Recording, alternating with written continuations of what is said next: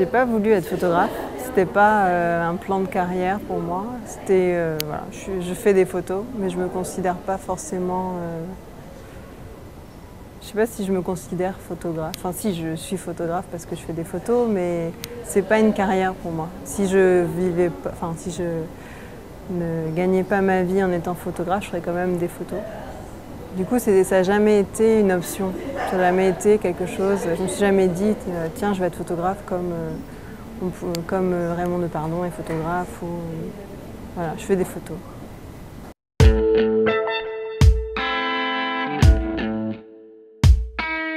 Quand j'avais 15 ans,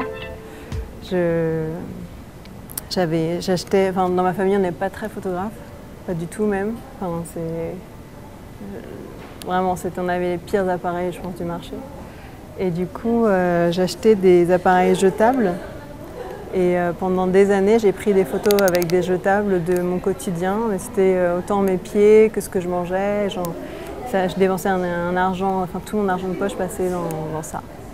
Et du coup, à mes 18 ans, mes parents m'ont acheté un réflexe, un argentique. Et je suis partie vivre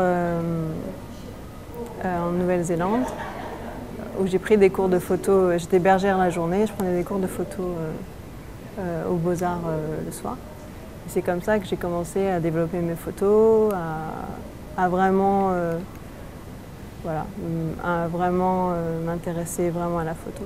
Mais c'est venu tard parce que j'avais pas du tout cette culture-là. Et après, j'ai commencé à connaître le travail d'autres photographes qui font d'autres choses, Sarah Moon, Michael Ackerman, tout ça. Et là, j'ai commencé à vraiment plus trouver ce que moi je voulais faire. Et en faisant des photos, en faisant des milliards de ratés, ben voilà, doucement, j'ai commencé un peu à trouver ce que je voulais faire.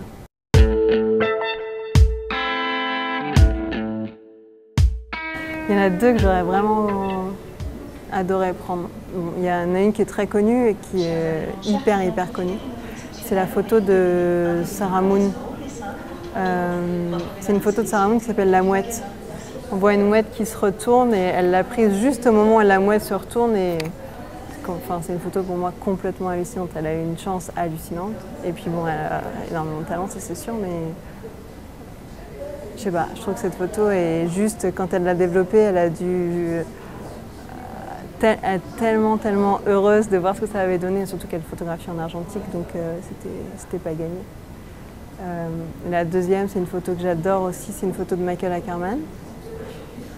C'est un vieil homme qui est dans un café. Il est en train de fumer une cigarette, il a un porte-cigarette. Et la fumée de sa cigarette lui fait comme un espèce de masque. Et il y a des rideaux derrière lui, c'est une photo hyper mystérieuse, on ne sait pas trop où il est, on se dit qu'il doit être en Pologne, peut-être dans un café. Et il est très vieux, il est chauve, et il regarde Michael Ackerman droit dans les yeux. Je sais pas, je l'adore. Vraiment, pour moi, c'est un univers, cette photo. J'aurais adoré la prendre.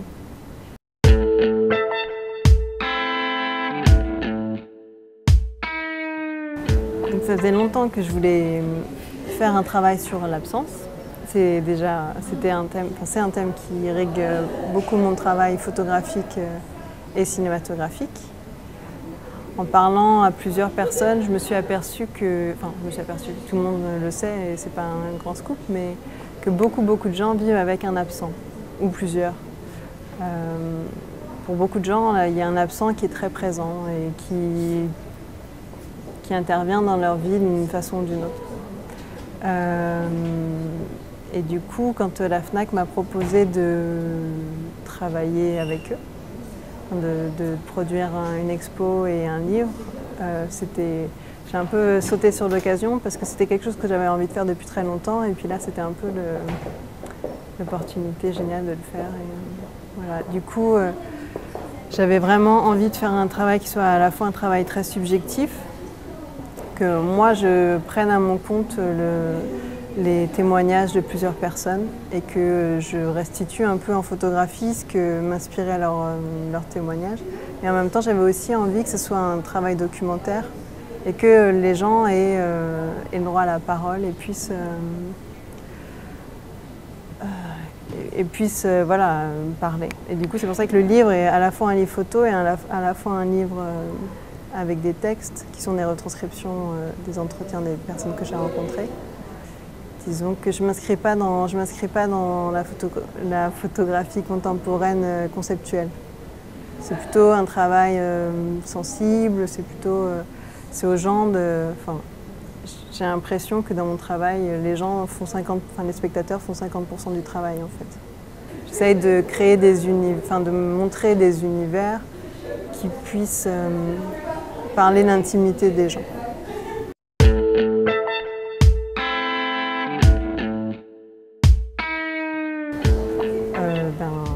Une visibilité déjà. C'est aussi une énorme chance parce que c'est très dur pour un photographe de produire un livre. Donc que j'ai eu cette opportunité, c'était juste génial parce que c'est un objet que je peux montrer à plein de gens. Les gens je pense qu'aussi avec un livre, on peut toucher plus de gens qu'avec une expo. Il y a beaucoup de gens qui n'auraient pas forcément l'idée d'aller voir une expo et qui sont plus familiers du livre. Du coup, ça leur semble un objet plus facile à appréhender.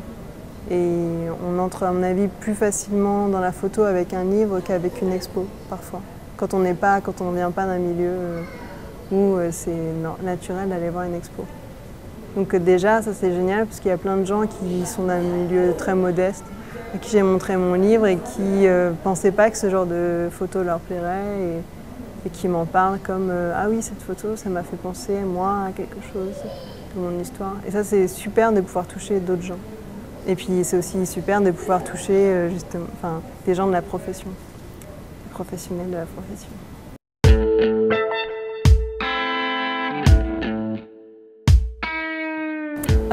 J'espère pas susciter de l'indifférence. Je pense que personne n'a envie. Après, qu'il y ait des gens qui n'aiment pas, je trouve que ça ne m'embête pas du tout. Je trouve que c'est normal qu'il y ait des gens qui n'aiment pas et au contraire, c'est assez rassurant.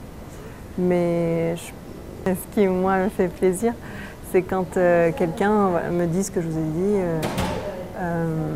que mon travail leur rappelle quelque chose qui leur est personnel, que du coup, parce que voilà, quelqu'un se sente compris en ayant vu mon travail. Et là, dans ce travail-là précisément, les photos sont très liées au texte et vice-versa.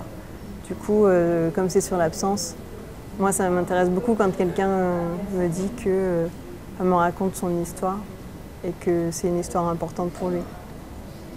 Donc voilà. Moi ce qui m'intéresse, c'est que les gens se sentent touchés personnellement. Après, esthétiquement parlant, bien sûr, tout le monde fait des belles photos. Donc c'est pas... Et ça ne m'intéresse pas non plus que les gens trouvent la série cohérente parce qu'elle ne se veut pas cohérente. Je trouve que c'est un travers que je n'aime pas trop dans la photographie contemporaine non plus. Je trouve que le souci de la cohérence, à la fin, efface le sens.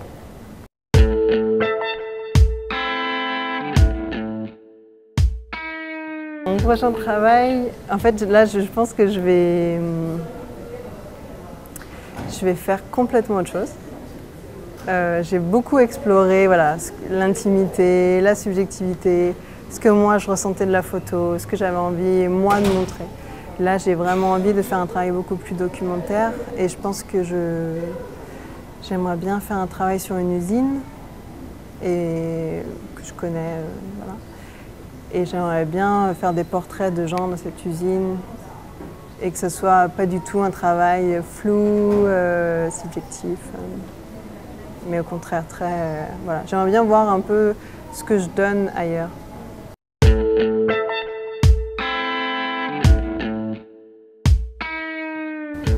J'aime bien en fait voir le dessous des... J'avais commencé une série photo que j'ai jamais finie, mais qui s'appelait Les Dessous chics, sur les coulisses, par exemple du Grand Palais, les coulisses du Moulin Rouge. Et un souvenir hyper qui m'a plu à la Fnac, c'est quand on m'a reçue à la Fnac et que du coup je suis allée dans les bureaux de la Fnac. et voir les tonnes de bouquins empilés, les vieilles affiches d'expos qui avaient eu lieu il y a super longtemps, qui étaient des expos géniales. Voilà, voir un peu le dessous des cartes, comment ça s'organise, où travaillent les gens, comment toute la machine se met en route, ça j'ai beaucoup aimé. Et en plus de toutes les heures que j'ai passées au rayon photo Fnac, mais ça c'est autre chose.